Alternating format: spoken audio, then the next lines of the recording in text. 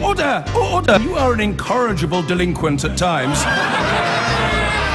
Behave yourself, man!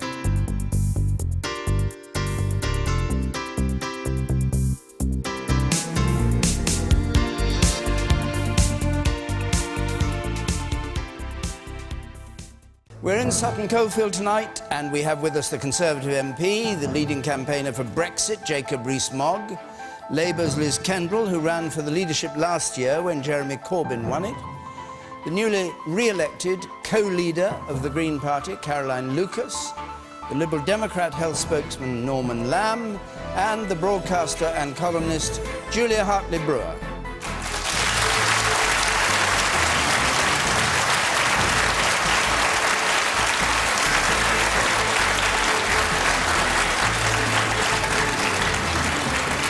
Good. Now, just before we go, remember to join in the debate from home, either on Facebook or Twitter, any social media you like, or text us on 83981. And our first question comes from Tom Leonard, please. When will the naysayers stop naying and instead be positive and forward-looking towards a bright Brexit future? Yeah.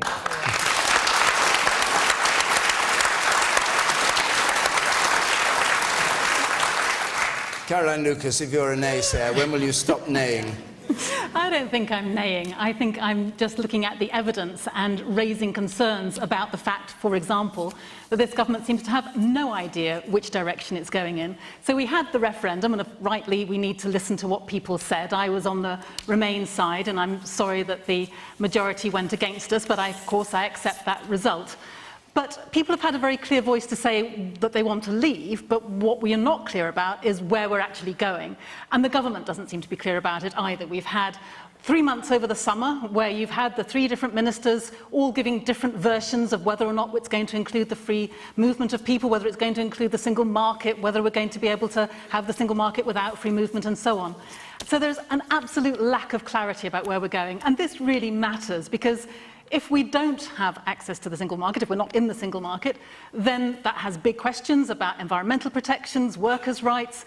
I want to stand up, indeed, for the freedom of movement. I think that's an important principle that we benefit from and that we actually make the most of when we go and visit other places too. So I'm worried that it's not clear where this process is going, and that's why I think it is right to have a vote again on the issue, on the issue of what the final deal looks like. This is not about rerunning. This is not about rerunning.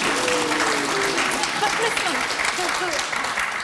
the big rallying cry of the Brexit leaders was, give us back our democracy. Well, why can't we have a democratic decision on which kind of Brexit option is on the table? I do not want to rerun the 23rd of June. I respect the vote that we had on the 23rd of June. But I think that if a lot of the campaign was about democracy, then why can't people be trusted to have a vote on whether or not they want a hard Brexit, which means no environmental protections, no freedom of movement, no membership of the single market, which will have big impacts. What aspect of the vote do you respect? Well, I'll tell you what's my respect. I respect the fact that we are going to have to leave the EU. I respect that fact. I'm deeply sad about it, but I respect that. But what I want to have clarity over, and what I think it is right for the British people to have a say over, is whether or not it's a so-called soft Brexit, in other words, one that allows us to be members still of the single market, that allows us to have the environmental protections, the freedom of movement, or whether or not it's one that ejects us more or less into the wilderness, where we're going to have our businesses having to pay hugely more in order to do business, where we don't have those environmental protections, and where people who live here now, who've made their lives here in good faith from other EU countries, still don't know whether they have a right to stay here. That is wrong.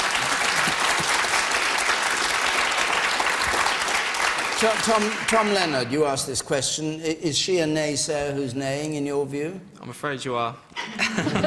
What do you want to see, then? I just think we've been given a great opportunity to re-engage with the rest of the world. Lots of countries out there that suffered under Soviet oppression would have yearned for situations like this, and now it's our time to unleash our full potential and re-engage with the rest of the world and repair relationships that are damaged, such as the Commonwealth, where all the growth is happening at the moment. And what do you...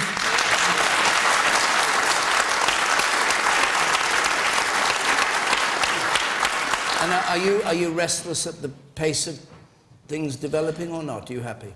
I wasn't expecting any haste about it, but I think Theresa May, she's treading very carefully, and I think she wants to be precise and clear-headed about it and see what lies ahead before rushing into anything. Liz Kendall. Well, like Caroline, I voted and campaigned for Remain. In fact, we shared a platform together in Leicester making the case, but we lost. And I don't think that there should be a second referendum. I think we should respect what people have voted for. And I want to see Theresa May setting out clearly what Britain is going to try and get out of these negotiations. And I don't want us to give up on membership of the single market. It is absolutely vital for manufacturing, for our financial services, but also for workers' rights and environmental standards, preventing a race to the bottom. So I want to see Theresa May making the strong case for British businesses. Of course, we must also be opening up possibilities with countries and trade negotiations across the world, but I think it would be a mistake to give up so easily. You aren't allowed to do that if you're in the single market. But we can have trade with other countries, and, that needs to develop. But I don't want to see us giving up on membership of the single market. Sorry, if you don't want to give up the single market, you give up, therefore, on controlling immigration. No, I don't believe that that is the case. I know from actually my own constituency, which voted Leave, and from cities across the East Midlands where I campaigned, that immigration was a massive concern. And we have to make that part of the conversation in this country and with our European colleagues. And I think some other countries, like Italy, may well agree that reforms need to be made. You know, they're saying huge problems in those countries. So let's not give up on an ambitious negotiating strategy which allows us to stay in the single market and make some changes to freedom of movement, which is really why most people voted for Leave. All right. You, sir, in the middle there, in the fourth row.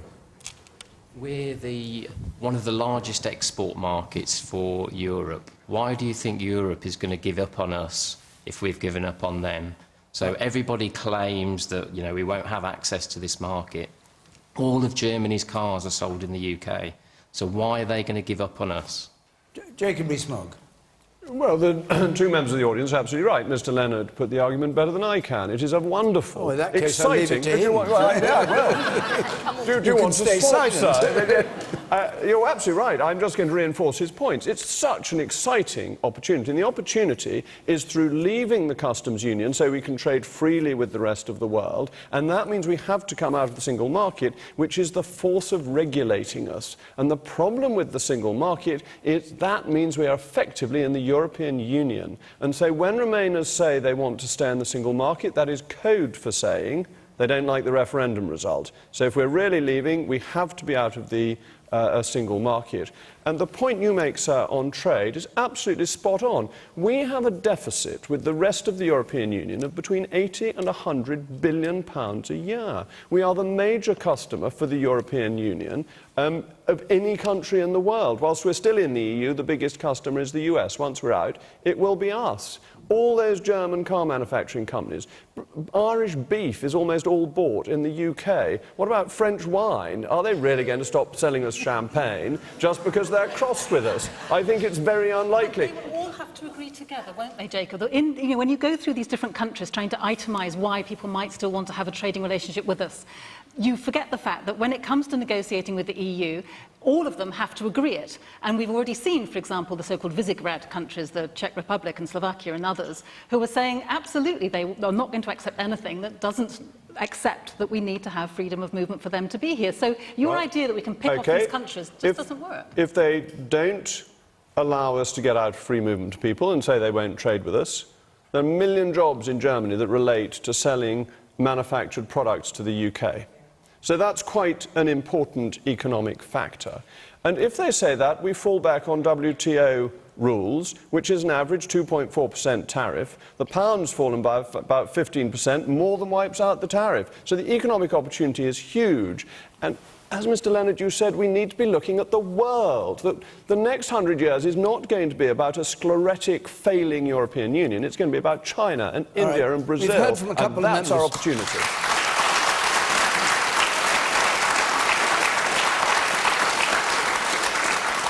Norman, I'll come to you in just a moment. We've heard from a couple of members of the audience who voted to leave. Can we have anybody who voted to remain, who feels...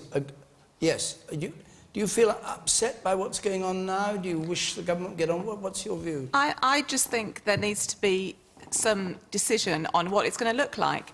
You're saying we need to get out of the single market. There's people who voted to leave who want to stay in the single market because nobody knew that was what they were voting for. So I think we need a bit of clarity of what this leave looks like so that we can then decide if that's actually what we want or it's not what we want. Do you think the government knows what they're heading for? I think the government doesn't appear to have a clue what they're heading for. Haven't got a clue. Norman Lamb. And indeed, we're told that the Cabinet is split on whether to stay in the single market, and this is actually quite important for our economic interests. I voted and campaigned for Remain, but I accept the results. I'm a Democrat. I thought you wanted another referendum. Well, we want a referendum, and I think this is as important for people who voted to leave as those who voted to stay on the deal that is done, because who knows what they will negotiate. We have no idea where the government is going on this. They haven't said anything. We don't know whether they will try to stay in the single market or leave. And these are really fundamental issues. We've got a load of people working, for example, in our health service and in our care services who come to work in this country, about 80,000 in care services from other parts of the European Union. What is their future?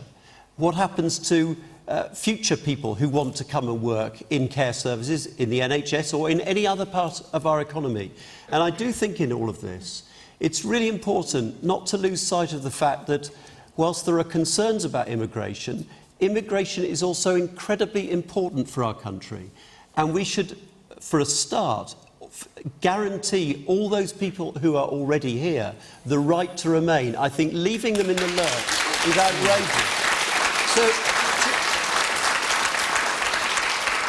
Julia Hartley-Brewer, can you just address this idea of a second referendum on the terms that are negotiated? Does that sound to you democratic in the way that Caroline and Norman suggested it is? I've got some news for all the Remoaners about the second referendum. That vote on the 23rd of June, that was the second referendum.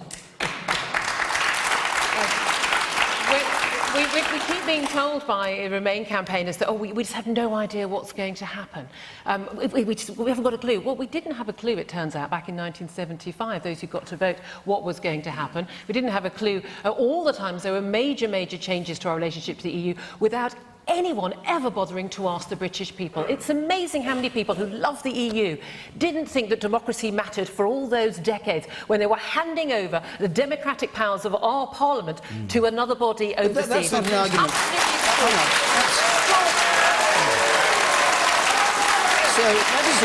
a minute. So you get loud applause for that, but my question was, so if you believe that much in democracy, why not have a second? Because if anyone on this panel had mentioned that we would need to have a second referendum to decide things afterwards, before we actually had that, absolutely. But Parliament voted, MPs voted to have a referendum, and the government sent out leaflets at your and my expense, £9 million, saying that the government would enact our decision. There was nothing about the need. No, the issue here is that every time there's a vote that's to do with the EU does exactly the same thing. If you don't vote the right way, we make you do it again. It happened in France, it happened in Ireland, it happened in Denmark. This is not going to happen here. So, Julia, if MPs try and stop this... You're scared of it, If MPs try and stop this happening, I will be first in the queue with my pitchfork outside Houses of Parliament. It should not... A fearsome project. But it should not, David, be a stitch-up by members of the Cabinet. You can't leave it to Parliament to go against the wishes of the British people. It should surely be the British people who decide on the final deal. And let me just say this. Let me just say this. I'm not sure I trust Boris Johnson, for instance, who stood in front of that campaign bus with £350 million to the NHS, and it's not going to come. He lied to the British people. All right. Scaremongering from the Remain camp. All right, hang on. Let's hear from our audience. The woman there in the front. I think anyone who says that we didn't know what we're getting into when we're coming in is just being silly. With the amount of scaremongering from the Remain camp, we were sold this really, really bleak future. And as a young person, I was told that if I voted Leave, my future would eventually be down the drain. Well, I kind of felt like it was already down the drain with all the decisions that have been made prior to this. So I actually see this as a chance for us as Britain to say we're going to take responsibility for ourselves. Politicians can no longer say, oh, this went wrong because of Europe. It went wrong because of what you did.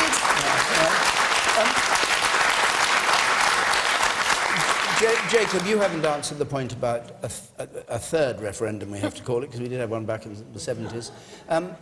Is there not an argument, democratically, for looking at the package that's negotiated by the Conservative government and allowing the audience here and everybody else in the country to have a say on whether it's the right package? If the package were rejected, does that mean we then remain in the European Union? And is it therefore a reversal of the referendum we've already had? If it is, then it's completely pointless and it shows contempt for democracy. And it's, well, delighted, excellent, come on. On that point, because I don't think that the consequence of if you had a hard Brexit, let's say, that was on offer in a referendum and you voted against it, I don't think that the consequence of that should be the status quo. In other words, you just pretend the 23rd of June didn't happen. I think you're sending a message to go back to the government to get something better. OK, so you have a perpetual referendum until finally the terms of departure are agreed. I'm not frightened of the British electorate. I think the British electorate get things right, as they got it right on the 23rd of June. And I think if you voted again, you would vote the same way in larger numbers, because you would think it was contempt for your first vote. And what is so interesting... More audience. Is that the party called Liberal Democrat doesn't like democracy. More audience. More audience, please. You, madam.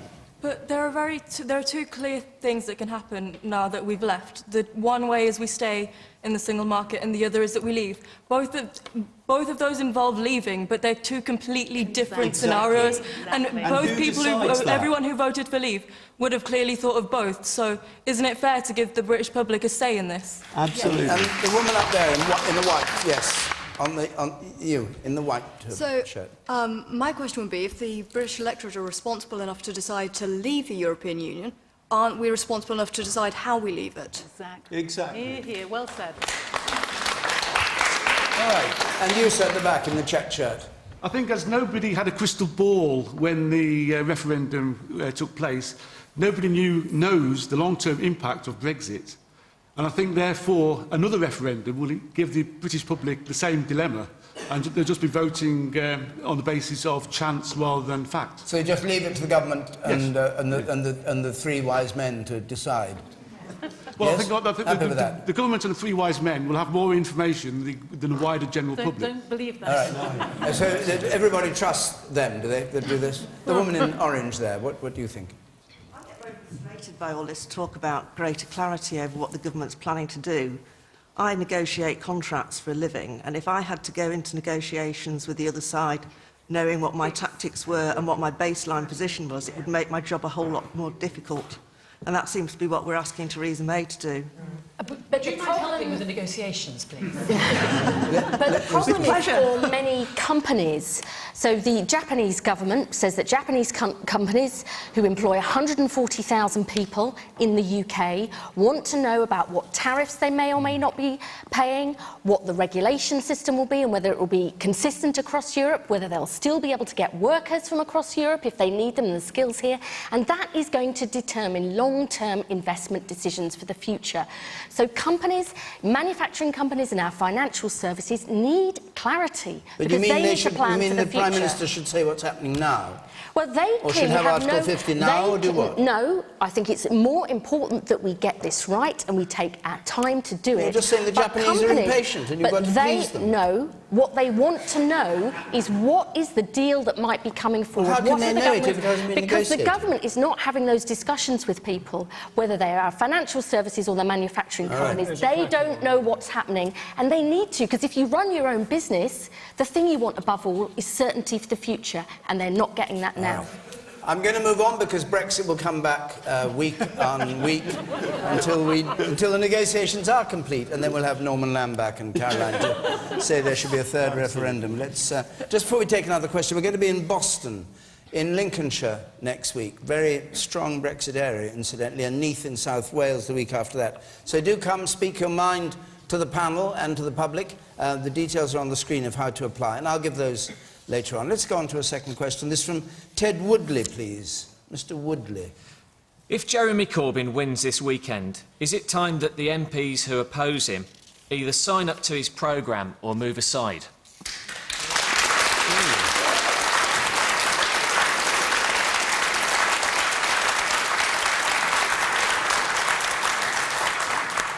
Ms Kendall, you're not a supporter, exactly. What do you think we should do? Well, I voted for Owen Smith in this leadership election, and I hope that he wins.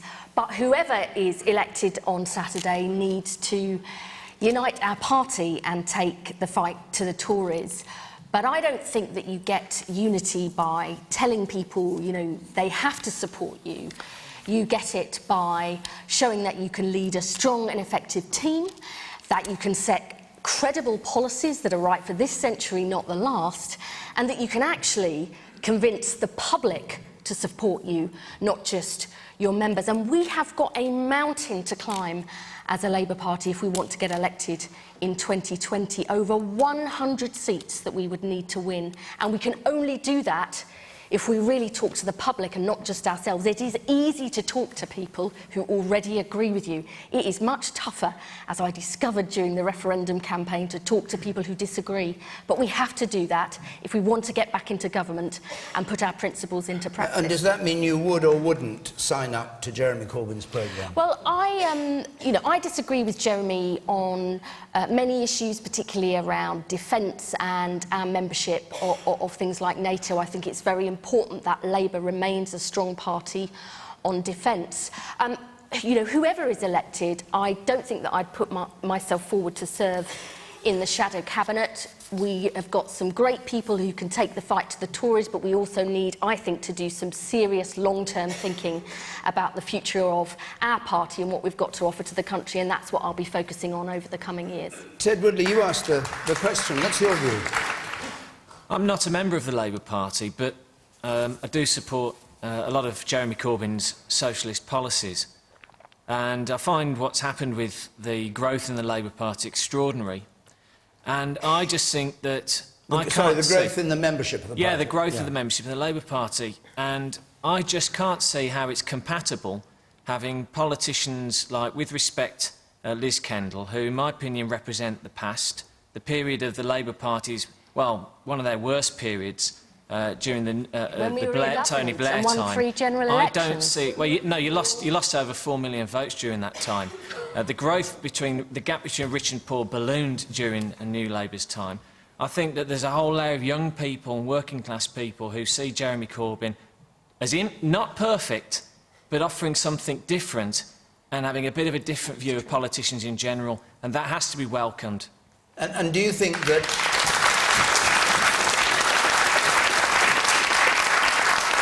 do you think, like the leader of Unite, Len McCluskey, said, that people who in the Labour Party intend to oppose Corbyn should be deselected, should not stand for Labour at the next general election? I don't think it should be shifted out by their constituencies. I would support the call for mandatory reselection. I wouldn't necessarily say that you should go and target people you don't like. I think you should have a democratic discussion in a democratic organisation such as the Labour Party, and I don't think being an MP should be a job for life. Neither do I, sir. Neither do I.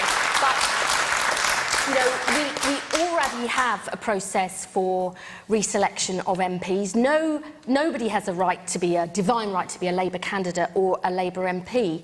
But, all Labour MPs have been selected by a relatively small number of members and then a much wider number of members of the public.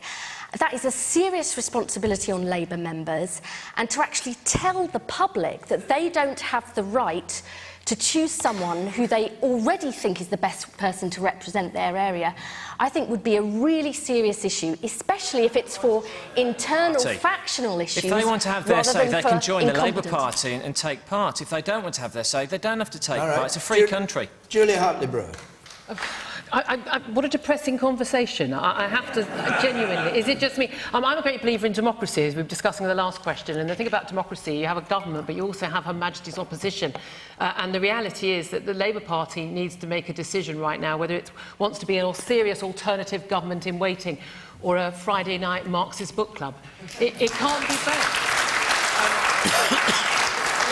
The reality is that you ask Labour Party members to vote for socialism. Imagine everyone's surprise. They vote for socialism. But the British people aren't going to vote for a socialist government. It's not going to happen. It's never going to happen. And it's absolute pie-in-the-sky politics to think it will. And the reality is Jeremy Corbyn couldn't lead the Labour Party to victory in an egg and spoon race right now.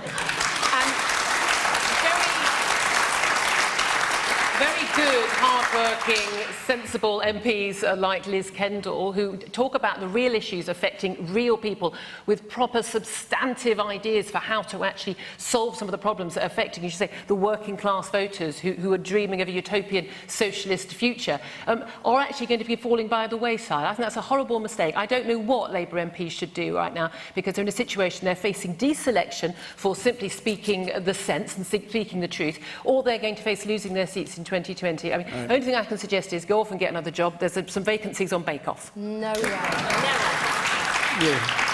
Yes. Liz, you're saying if Jeremy Corbyn wins the leadership election again, you want the party to unite, and then in the next breath you're saying you won't serve under him in the shadow cabinet. Which is it? Because you can serve the Labour Party in many ways. I think we do, as a party, need to do some serious thinking about what we have to offer for the future, how we make the economy work for all, how we make our public services fit for the future, and what's Britain's role in the world, especially post-Brexit. You can serve in different ways, and I would say that for many years on the backbenches, Jeremy held his firm values and principles and never gave up on them. And there was no, but so do I. That's why everybody's getting behind him. So do I. It's exactly that reason. So do I. I don't just change my opinion or what I believe in or what I care about or how I will campaign for a Labour government just because things are tough. You know, and I'm sure Jeremy wouldn't ask me to do anything any different. No, none. Well, in direct answer to your question, I think it's incredibly difficult for those MPs because there are sort of irreconcilable differences within the Labour Party. And what do they do in terms of their conscience? Do they support a leader who they don't believe in? Or do they continue to campaign for something else? I think, I mean, I used to be a lawyer. Irreconcilable differences seem to me to be grounds for divorce. And I suspect that's what ultimately will happen here. But I think the really worrying thing for democracy is that there is nothing holding the government to account. And that's really important. Whether you're a Conservative, a Labour supporter, a Lib Dem, you need to have accountable government. And if you have no real challenge, you get arrogance and complacency. If the Tories just assume that they will win in 2020, it's disastrous in terms of good government. So there is a crying need, I think, for something new to emerge. I want the Lib Dems... I wonder what it would be. Now, hold on a second. Tim Farron claims he gets these texts from Labour MPs who are thinking of coming over, but we haven't seen any come over. Is it liberal fantasy, this? I don't know. I don't know what... I haven't seen his texts. You're graceful enough to... But I do think... I mean, there are lots of discussions that go on in Parliament. People talk to each other. There is no sense that people are going to be splitting in the Labour Party. Let me make that clear. You know, what my message is to many Labour members who are worried about what's happening is, you know, don't split and we won't quit. But David, surely those who want an alternative to the Tories, surely we have to focus on how we build a progressive force that in 2020 stands a chance of winning an election against the Tories. It's a counsel of despair just to assume that the Tories will be in power for the foreseeable future. OK, you said. And then I'll come up there. Let's hear from some more members of the room. Liz, if Jeremy does win, you're going to have a pretty miserable time over the next few years, aren't you, in the party? Stop smiling like that. So why not have a breakaway party? Why can't we have small... Why would I leave my own party? Because you can't put your message across. You're talking about your message. I believe that, a left-wing Labour Socialist Party is not what you want. I have always been fighting for a Labour Party and a Labour government, and that's what I'll continue to do. And, you know, you don't go into politics for an easy life. It would You know, if you have principles, you stick to them. In 2020, that's the brutal truth of it. And we need to surely build something that can... Exactly, progressive parties who work together, so you could work with the Greens, Listen, the SNP. I don't want and believe there would be any kind of an electoral pact with other parties. I've always thought that if on particular issues you agree, so Caroline and I campaigned together on Remain, and I've worked with Norman on getting a decent funding deal for the NHS and social care on particular issues. I think if you agree, try and work together. The public is sick of people shouting at each other just because they're hold on. OK, Caroline Lucas, your go.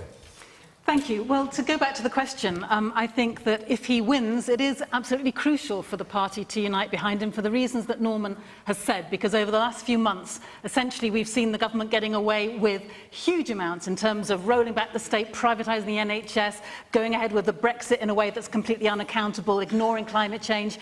You know, they are making the lives of my constituents in Brighton very, very miserable. So you're the saying idea that of not having Liz has to sign up to Jeremy Corbyn's programme? That was the question. I think Labour, including Liz, does need to sign up to that. I mean, she said that she supports Owen Smith.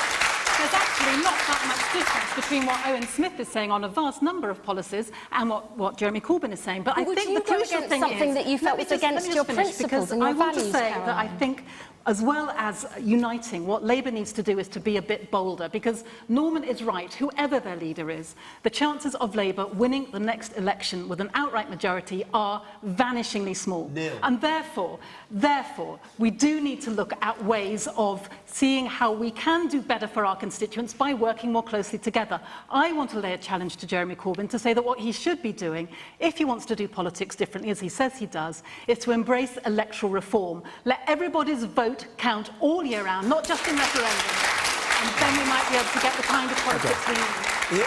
You said the second row up there on the right, yes.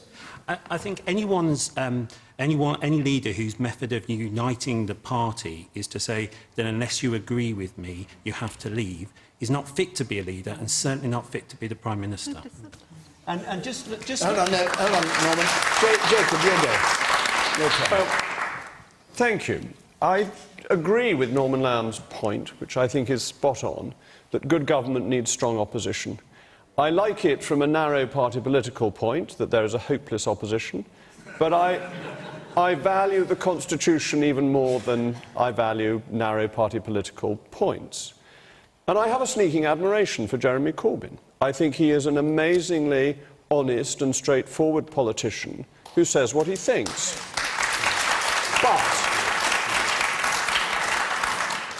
But what he thinks is both dangerous and unelectable. And if the Labour Party... It would be dangerous for our national security, it would ruin our economy. It is a really dangerous programme for the nation. And sensible people like Liz Kendall cannot, in good conscience, go on the front bench with that sort of programme. And if Labour is to win elections, it needs to win seats like mine. My seat was a Labour seat between 1997 and 2010, with marginal boundary changes. I happen to think if Liz Kendall were leader of the Labour Party, I would be facing stiff competition at the next election. If Jeremy Corbyn is leader of the Labour Party, my majority will go up. And that is a bad position for British politics to be in. We need... Well, that's a bit mean when I said I agree with you.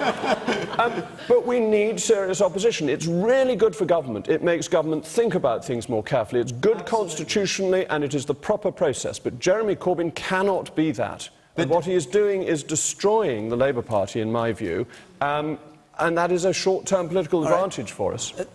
Man there, 1, 2, 3, 4, 5, with spectacles on. You, sir. A lot of working class people are on 0 hours contracts. Jeremy Corbyn's 10 pledges include an end to 0 hours contracts. A lot of working class people are in poor quality, high rent, privately owned housing. Jeremy Corbyn has said 500,000 council houses. What of Jeremy Corbyn's 10 pledges can Liz Kendall possibly object to? Very fast. At the last general election in 2015, we pledged an end to 0 hours contracts, building more homes, tackling poor quality rented accommodation. You ask what I disagree with. I said earlier on in answering the question at the beginning that, you know, I believe in multilateral disarmament. I think, you know, you can't just hope that other countries give up their nuclear weapons. Second, to put peace at the heart of foreign policy. That is not that is not withdrawing from NATO. That is not unilateral disarmament. It is simply. I think he does believe in unilateral disarmament. You think? You do not well, know. I've had many conversations. I went on many hustings with him where that's what he said. So, but the submarines without. Nevertheless, the submarines without missiles. Nevertheless, he actually made that a free vote. All right, OK. All right. Well, I'm going to go. We've got to keep moving on this programme because we've got so much to talk about. Do you mind? Well, it's just the very point. brief. If you can do a brief answer. It's just the point that although Jacob says that he's a nice man and consistent, the atmosphere around in the Labour Party with the abuse of particularly female members, I find absolutely horrific. Okay. Very. Christopher Webb, just to round this off, Christopher Webb, since we're talking politics, Christopher Webb, your question. Is brief. Theresa May under any pressure to call a general election in the spring? Which Jeremy Corbyn says he's putting the Labour Party, if he wins, on a footing for a spring general election. The question is May under any pressure to call one? Jacob Rees-Mogg.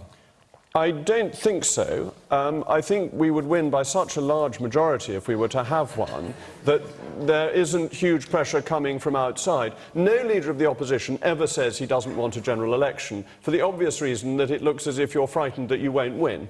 However much you know it'll be a disaster if you have one. So I don't think she is under pressure. But you say not from outside. What about pressure from inside? Go for it. Go for it. Tory strategist. I think we would look deeply opportunistic if we went for one in the spring. Well, I do perish the thought because I think the electorate is pretty high-minded, and I think if they thought we were taking an advantage, an unfair advantage, by bringing forward an election over our Labour opponents, that would actually harm our chances and we would do less well. If the left push for it and demand for it and agitate, we would win very comfortably, so I wouldn't be wholly opposed to us giving in to that pressure if it came. but I don't think it's that. You in the middle, yes. Period of stability, actually, at the moment. We can't keep having elections and leadership changes and, you know, members of the opposition cabinet resigning, you know, in three-quarters of the cabinet. We need a time of stability, a time where there's no changes, where everybody can just get it on with their jobs. OK. Can we keep it brief, I don't ever remember such a nasty and divisive time in politics.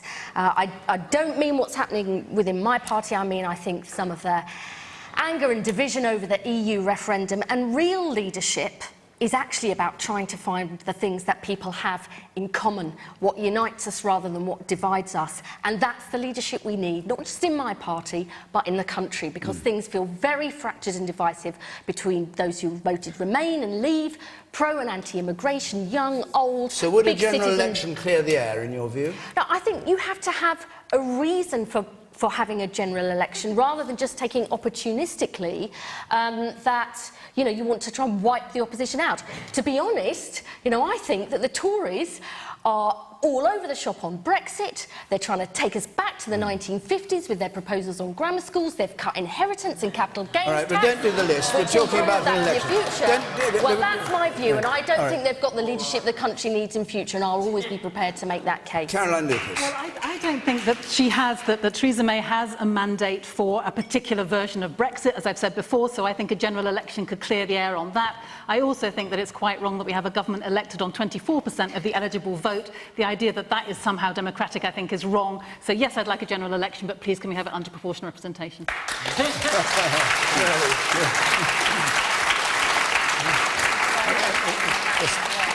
Wave the wand. It's Green Party bingo. I have PR. Julia Hartley-Brewer. No, I don't think there is any pressure. It's certainly not pressure coming from the Labour Party. There's certainly no pressure coming within the Tories who are sensible. We had the Fixed Term Parliament Act for a reason, to stop giving Prime Ministers that extra control and power over when they could call elections. This idea about her needing a mandate, we don't elect Prime Ministers. We don't have a presidential system. We elect a Parliament, and the leader of the largest party in Parliament gets to form a government. That's our system. Let's stop pretending it's not us. All right.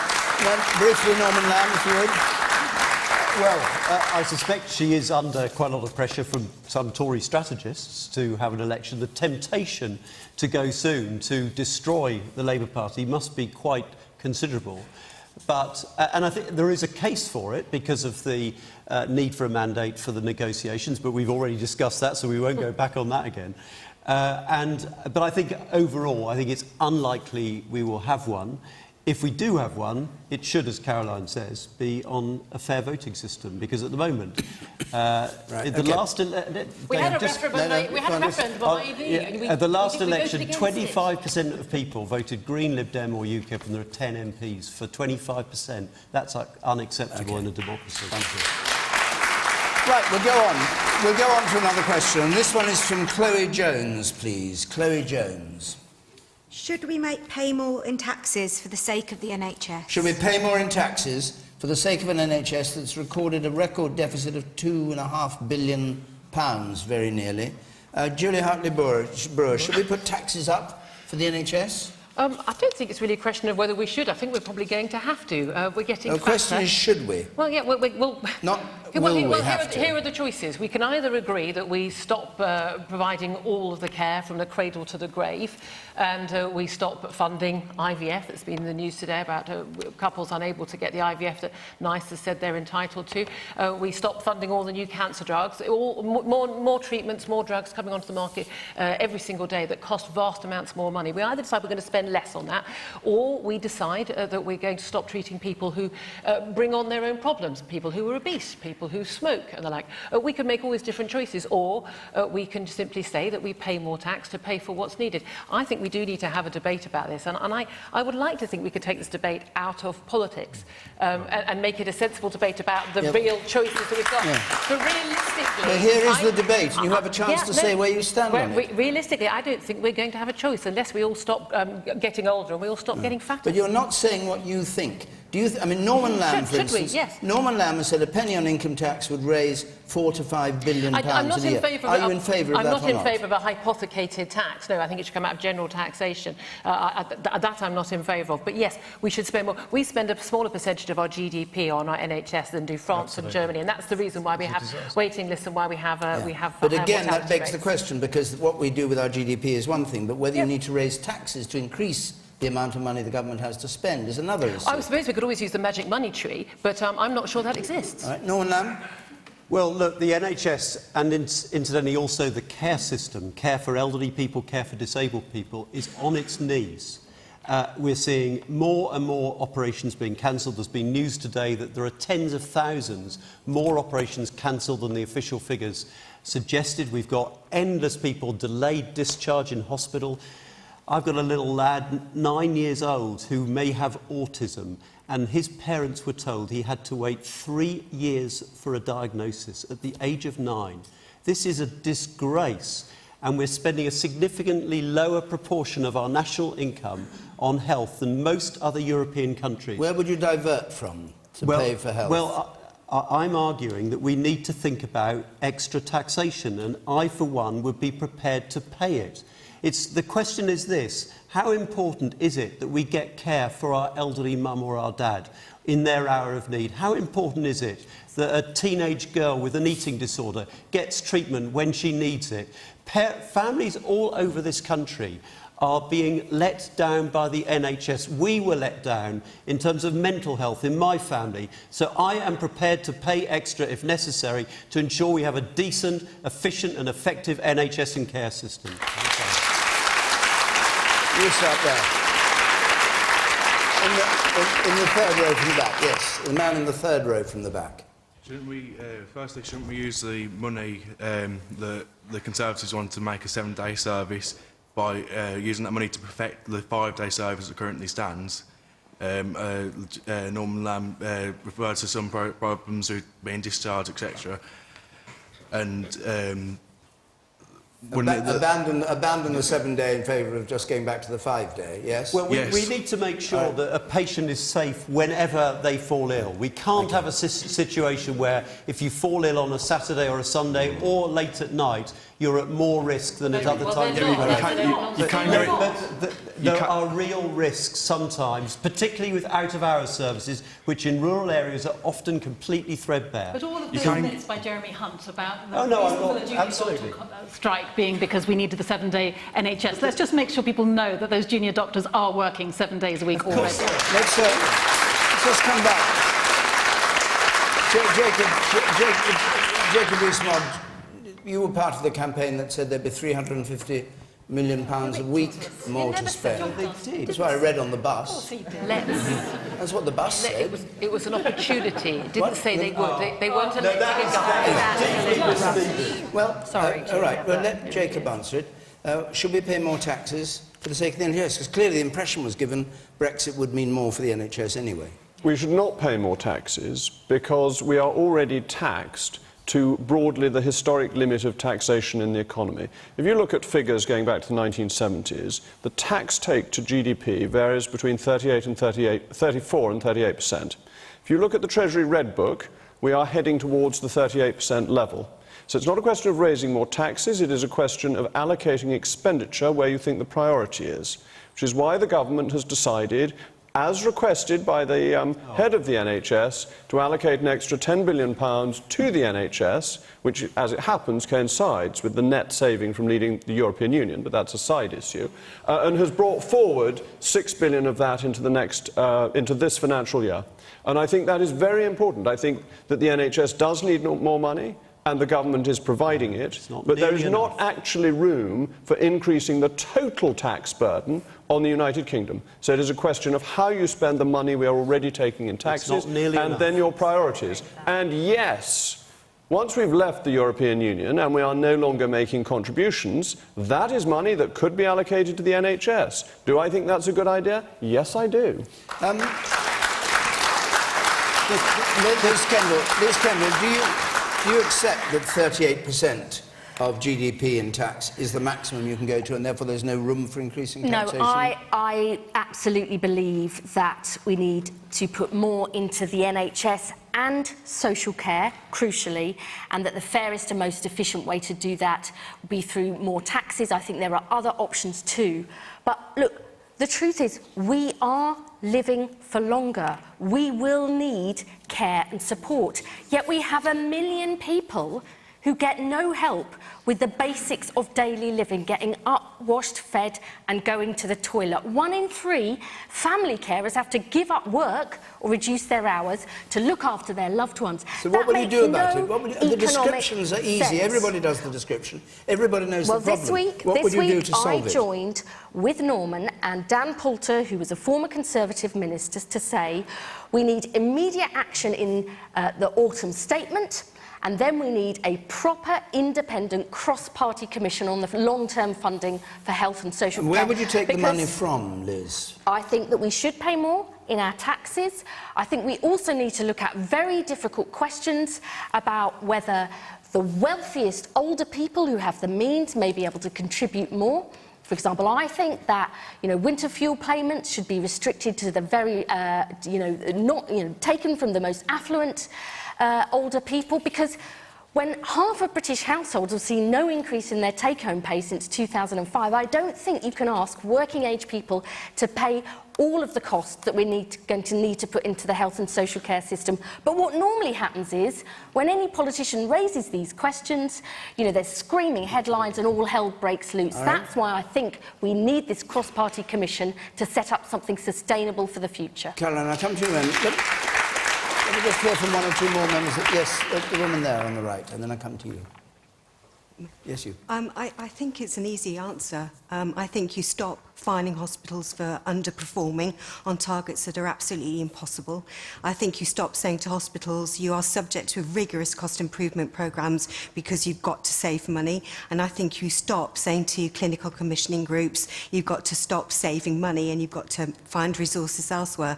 I worked with the NHS for 23 years. I left in February and I'm devastated by the mess it's in.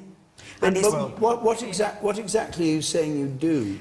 Abandon targets? No, I don't think you'd abandon targets. I think you abandon any fine that comes by failing that target. All right, hold on. It's Caroline Lewis's turn. Well, I want to simply say that we are the 6th richest country in the world, and we ought to be able to fund our health service and our social care service so that our older people in particular are not left facing whether or not they can afford a cancer treatment or a younger person affording an IVF treatment. You know, we should be able to have a proper, sustainable health system, and that means putting more money into it, because the figures from the King's Fund are truly shocking, saying that in the last Parliament the annual real increase was the smallest in real terms since the Second World War in terms of money going into the NHS. Would you put up taxation to do that? I would be very happy to put up taxation you to pay don't agree for that. with Jacob that it's not possible to do that? Completely don't agree with Jacob on taxation. I'd be really worried if I started to do that. Can I just say one thing? Because it isn't just funding. One of the issues around the cancer drug that's been in the news today about the fact that this 43 pence a day cancer drug isn't being made available is because people aren't clear which bit of the NHS is going to fund it. And that is directly down to Lansley's hated Social Care Act, Health and Social Care Act, that went through a couple of years ago, which has marketised the NHS so much more. It has fragmented it so much more. Nobody now knows about which bit is going to be paying for which treatment. It is a complete chaotic mess. So please, can this Commission, as well as looking at the funding for the NHS, please roll back that privatisation, that marketisation under Andrew Lansley. It has not worked, and it is not serving the people of this country.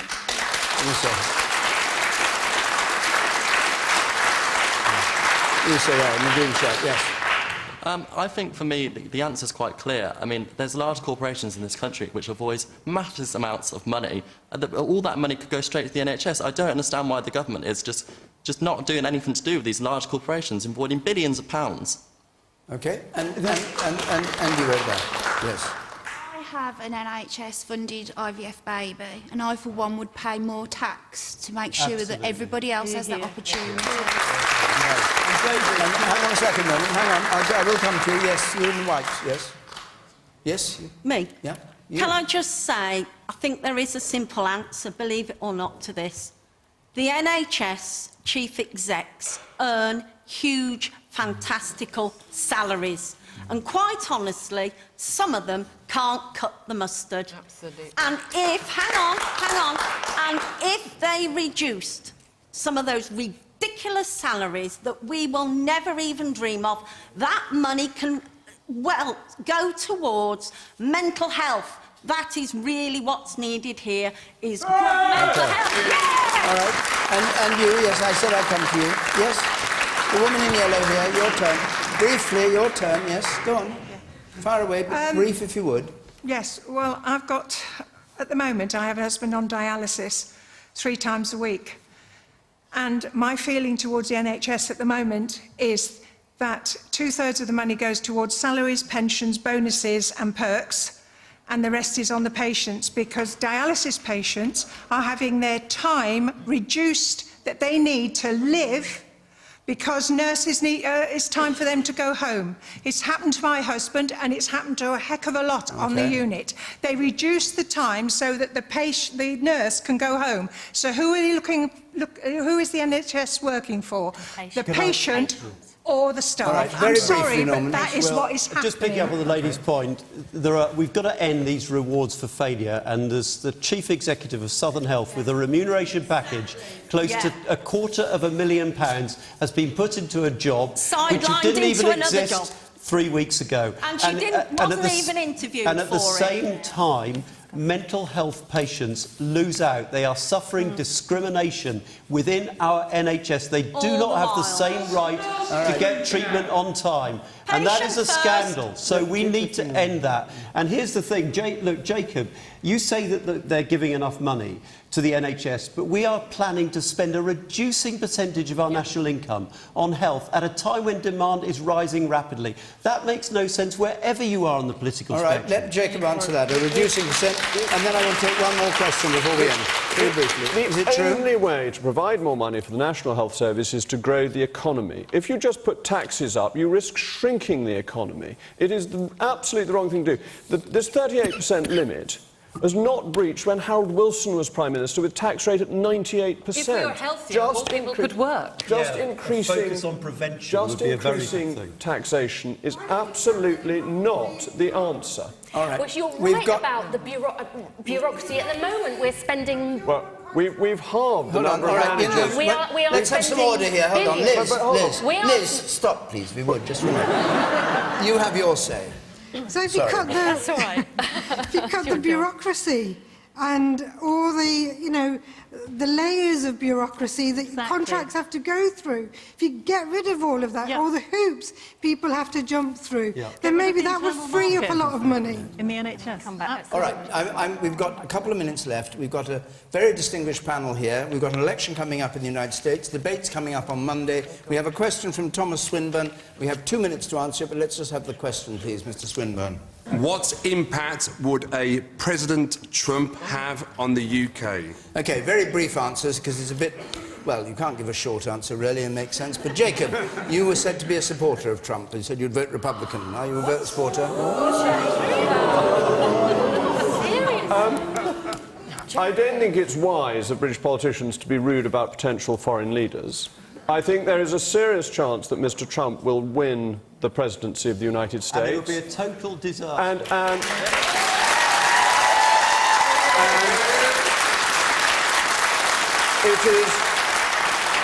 it is overwhelmingly in the British national interest to get on with the President of the United States, whoever that is. In a dangerous world, our most important ally is the United States. We are not picking that president. It is being picked by Americans according to their own democratic processes.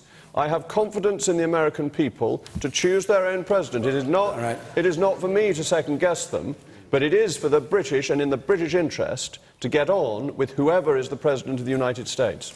Well, Julia Hartley-Brewer.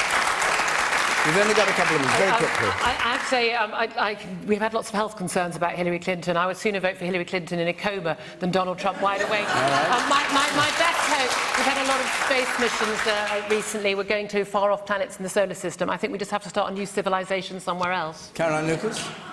I mean, it is a devastating prospect, and this idea that we just need to get on with the President of the US, whoever they are. I mean, we've seen what happened when we did that with George Bush, and the outcome wasn't very good. So I think we stand up and choose the power. And Liz Kendall. He said he doesn't want to allow Muslims into the country. He says he's going to build a wall against the Mexicans, you know, who wants to turn his back on the world. I think it would be a disaster for the world and for us, yes, because we stand up for the values of fairness, and we do not have the kind of racism, the casual racism we see from Donald Trump. It's so bad that George W. Bush is even voting for Hillary Clinton, for goodness sake. And you, Mr. Swinburne, your view? My view, I think we've always had a special relationship with America. I also think we had a special relationship with the EU. I think it's time for us to have a special relationship with the world. Hear, hear. Well, a happy note to end on. Our time's up.